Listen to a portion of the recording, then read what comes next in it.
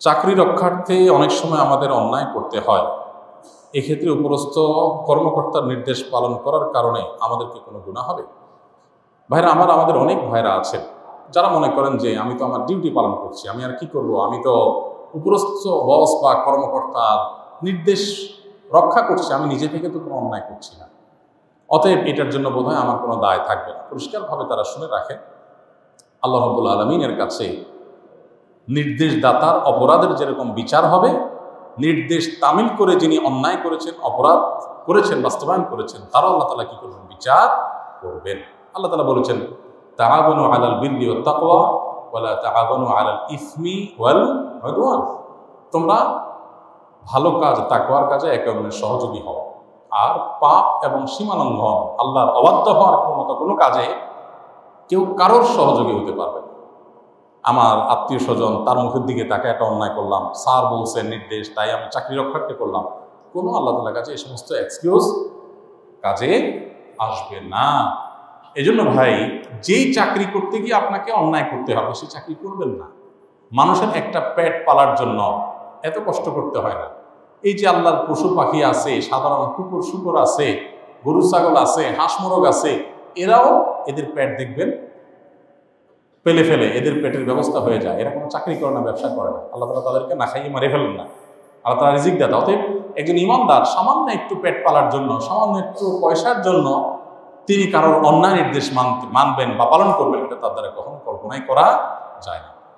অনেক ভাইরা আছেন প্রবাসে, রেস্টুরেন্টে চাকরি করেন, তাদের মদ, শুকরের গোশত এগুলো তাদের পরিবেশন করতে হয়, প্রস্তুত করতে হয়, রেডি করতে হয়, সার্ভ করতে হয়।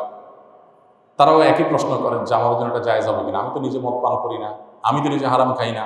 উত্তর একই, আপনি হারাম না খান, যে হারাম খাবে তাকে আপনি সহযোগিতা করবেন। অতএব আপনি কে নিজে তামিল করেছেন, আরেকজন নির্দেশ বাস্তবায়ন করেছেন, নির্দেশদাতা অপরাধী, আপনিও অপরাধী, কোনো রক্ষা হবে না। মনে রাখবেন, সেই কাজ করা জায়েজ নাই যে কাজ করতে গেলে আমাকে অপরাধে লিপ্ত হতে হয়, অপরাধ সংগঠন করতে হয়, সেই কাজ করা আমার জন্য জায়েজ নাই। নিজের আখিরাত রক্ষা করবার জন্য সেখান থেকে আমাকে সরে আসতে হবে।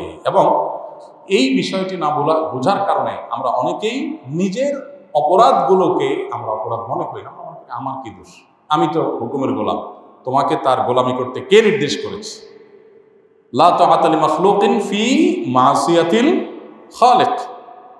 আল্লাহ রাব্বুল আলামিন কোনো কিছু নিষেধ করেছেন, পৃথিবীতে এমন কোনো সত্তা নেই যার নির্দেশ মানা যাবে আল্লাহর সেই নিষেধাজ্ঞাকে অমান্য করে। এমনকি আপনার নিজের মা বাবাও যদি আপনাকে অর্ডার করে যে বাবা অন্যায় করো, তো আল্লাহ তাআলা কোরআনে কারীমে বলেছেন, ফালা তুতি'হুমা ওয়া ইন জাহাদাকা আলা আন তুশরিকা বিল্লাহ।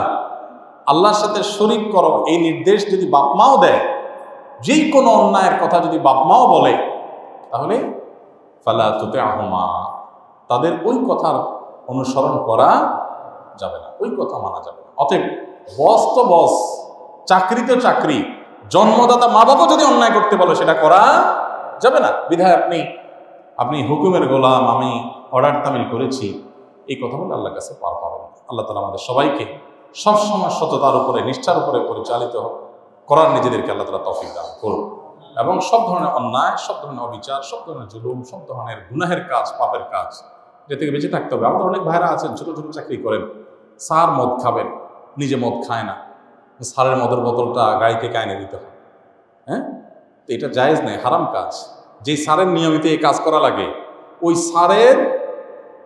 স্যারের চাকরি ছেড়ে দিয়ে প্রয়োজনে রিক্সা চালাবে, প্রয়োজনে অন্য কিছু করবেন। আমি জানি এই পৃথিবীটা বড় সংকীর্ণ হয়ে আসছে। আজকে এক ভাইয়ের একটা লম্বা চিঠি পড়লাম, দুঃখ করে লিখছেন যে আমি হেদায়েতের পথে আসছি বেশি দিন হয় নাই, এখন দেখি পায়ের তলায় মাটি নেই, সৎভাবে ব্যবসা করতে গেলে যান বাঁচে না এমন অবস্থা। কারণ সব অসৎ ব্যবসায়ী, এদের মধ্যে একজন সততার সাথে থাকতে গেলে তার জিনিসের দাম বেশি হয়, মানুষ বেশি দিয়ে কিনতে চায় না, নানামুখী বাধা আসে। ভাইরা আমার, পৃথিবীটা মুসলমানদের জন্য সংকীর্ণ। ওয়াদাকাত আলাইনাল আরদু বিমা রাহাবাত, যতদিন আসবে তত আমাদের জন্য পৃথিবীটা ছোট হয়ে আসবে। যেখানে যাব অন্যায় অনাচার, এটা করা যাবে না, ওইটা করা যাবে না, এটা কিয়ামতের লক্ষণ। এই সময়গুলোতে কোনো রকম যান বাঁচিয়ে জীবনটা পার করে দিতে হবে। তারপর সততার সাথে কোনো প্রকার কম্প্রোমাইজ করা যাবে না। তো যেই স্যারের চাকরি করতে গিয়ে আমার নিয়মিত অন্যায় করতে হয়, একটা হলো যে কখনো কোনো কারণে হয়ে গেছে, ফেসে গেছি, ভিন্ন কথা। কিন্তু আমাকে এই কাজটাই করতে হয়, অন্যায় করতে হয়, তাহলে সেই কাজ আমার জন্য করা জায়েজ নাই। ইমানদার না খেয়ে থাকবে, তারপর অন্যায় করবে। আল্লাহ আমাদের সেরকম ইমানদার হওয়ার তৌফিক